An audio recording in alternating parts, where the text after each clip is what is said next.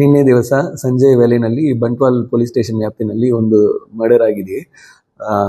ಅದರಲ್ಲಿ ಲಾವಣ್ಯ ಎಂದು ಒಂದು 21 ವರ್ಷದ ಹುಡುಗಿಯನ್ನು ಯಾರೋ ಒಬ್ಬ ವ್ಯಕ್ತಿ ಮರ್ಡರ್ ಮಾಡಿದ್ದಾನೆಂದು ಒಂದು ದೂರು ಬಂದಿದೆ. ಅದರ ನಿಟ್ಟಿನಲ್ಲಿ ಬಂಟ್ವಾಲ್ ಟೌನ್ ಪೊಲೀಸ್ ಸ್ಟೇಷನ್ನಲ್ಲಿ ಕ್ರೈಮ್ ನಂಬರ್ 95/26 ಅಂಡರ್ ಸೆಕ್ಷನ್ 78(126) ಮತ್ತು 103 BNS ಪ್ರಕಾರ ಕೇಸ್ ದಾಖಲು ಮಾಡಿ ಕೊಲ್ಲಲಾಗಿದೆ. ಅದು ಎನ್ಕ್ವೈರಿ ಸಂದರ್ಭದಲ್ಲಿ ಅವಳನ್ನು ಮರ್ಡರ್ ಮಾಡಿರೋದು ಅವಳ ದೂರದ ರಿಲೇಟಿವ್ ಆಗಿದ್ದ ಚೇತನ್ ಎಂದ ಒಬ್ಬನು ಆ ಹುಡುಗಿಯನ್ನು ಏಕಪಕ್ಷವಾಗಿ ಲವ್ ಮಾಡ್ತಾ ಇದ್ದ.